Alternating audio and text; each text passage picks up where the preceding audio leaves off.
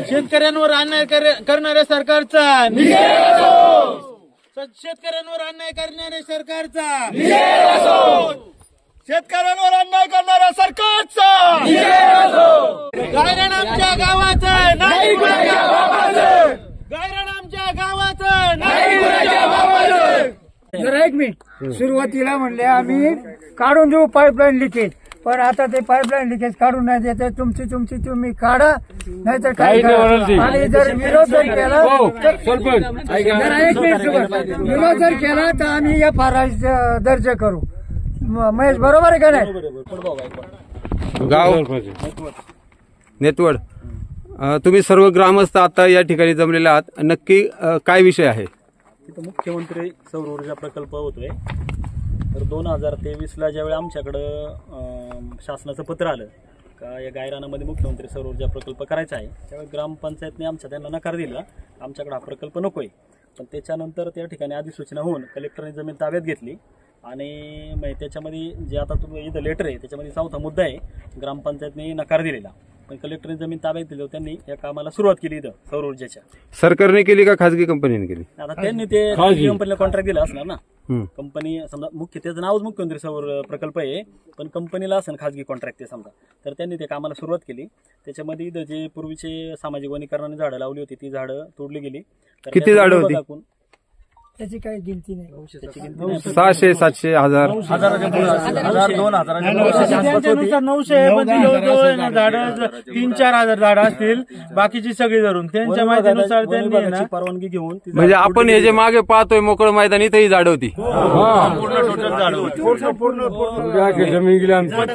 पूर्ण झाडांची कत्तल झाली का 5 फुटावर झाडं होती सगळी आता तुमचा मुद्दा काय नक्की आता या प्रकल्पामुळे ना समजा जर आजूबाजूच्या शेतकऱ्यांना काही अडचणी येतात किंवा प्रत्येक शेतकऱ्याच्या काही अडचणी आहे या दृष्टीने इथं आजूबाजूला सगळी शेती आमच्या नेतृत्ववाडी शेतकऱ्यांची बागायत शेती पण याच्यामुळे जर काही अडचणी आल्या तर मग हा प्रकल्प लोकांच्या हिताचा होणार नाही ना याच्यामध्ये लोकांचं नुकसान होईल समजा मुख्यमंत्री सौर योजना प्रकल्प हा जर शेतकऱ्यांच्या हितासाठी काढला असेल सरकारने समजा त्यांना 9 तास 3 फेज लाईट द्यायची वाघाच्या भीतीमुळे संध्याकाळी सिंगल फेज लाईट द्यायची असं त्यांचं म्हणणं आहे किंवा गावातली जलजीवनच्या मोटरीला फ्री लाईट द्यायची गावातली स्टेट लाईट फ्री द्यायची हे सगळं त्यांचं म्हणणं आहे जे या ठिकाणी जे काम करतात कमिटीची काम जी कंपनी काम करते त्यांचं असं म्हणणं आहे का परंतु याच्यामुळे जर आजूबाजूच्या शेतीमध्ये जर पिकायला काय प्रॉब्लेम झाला तर शेतकऱ्याचं नुकसान होणार आहे काय पिकायला प्रॉब्लेम होऊ शकतो तुम्ही त्याचा काय अभ्यास केला का नाही आम्ही अभ्यास नाही केला पण जास्त उष्णतेमुळे बाकीच्या लोकांच्या चर्चेतून असं येतं का जास्त उष्णतेमुळे जर समजा त्या प्लेटी समजा कांदा चाळी आहे किंवा इतर पिकं घेणार आहेत शेतकरी त्यांचं नुकसान नको व्हायला आणि ज्या पाईपलाईन गायरानतून गेलेल्या त्या कशा पद्धतीने यायच्या उद्या काही लिकेज झालं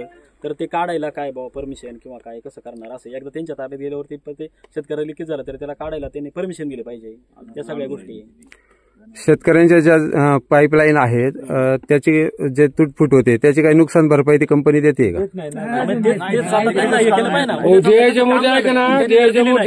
काम झालं दिली नाही तर काय करणार जरा एक मिनिट सुरुवातीला म्हणले आम्ही काढून देऊ पाईपलाईन लिकेज पण आता ते पाईपलाईन लिकेज काढून नाही देते तुम्ही काढा नाहीतर काय करा आणि जर विरोध जर केला जरा एक मिनिट विरोध जर केला तर आम्ही FIR दर्ज करू महेश बरोबर आहे का नाही ऐका ना आमच्या पाईपलाईन ना ही काही होणार नाही आपलं थांबवून द्यावा ऐका आमची लोकांची समस्या आहे काही सगळ्या लोकांची समस्या पाईपलाईन गावाचा पूर्ण विरोध असतानाही आम्ही ग्रामपंचायत पण विरोधच केला होता पहिल्यापासून ग्रामसभा जरी घेतली ना त्याच्यामध्ये पण आम्ही विरोधच केलेला आहे मानसिक मिटिंगमध्ये पण विषय झाला विरोधच आहे आणि आता पण सर्व ग्रामस्थांचं म्हणणं आहे का ह्या प्रोजेक्टला विरोधच आहे पत्र पण केलं होतं कसं आहे माहितीये का साहेब ही जी जंगलतोड झालेली म्हणजे आपलं जे गायरान तोड झालेली त्याच्यामध्ये बहुतांश प्रमाणात जास्त प्रमाणात आमच्या इथं बिबट्याचं प्रवण क्षेत्र आहे तर बिबटे हे जास्त प्रमाणात इथं लपून राहायचे पण आता ते काय झालेलं आहे माहितीये का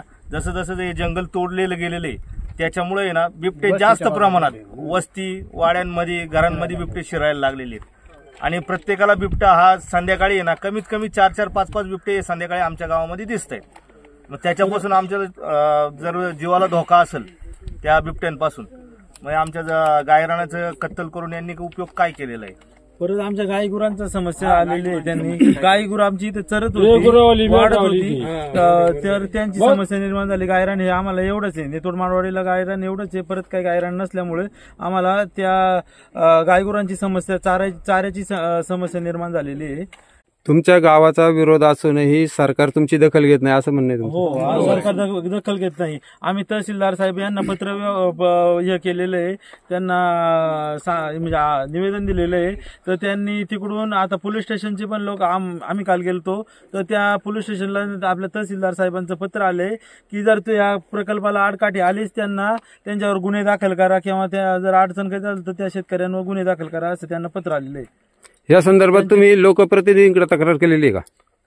अजून नाही. त्यांच्या कानावरती घातलेलं आहे. कोणाच्या घातले? पण आता याच्यात जे कोणाला सांगितलं? नाही केलं. आमदार अतुल बेनकेंना सांगितलं होतं आम्ही. ते तोंडी होतं, पण ते तोंडी सांगितलं. पत्रव्यवहार नव्हतं केलं, होऊ नये म्हणून. सांगितलं. आमदार साहेब म्हटले होते की आपण तुमची परवानगी घेतल्याशिवाय त्यांना या प्रोजेक्टला हात लावून देणार नाही.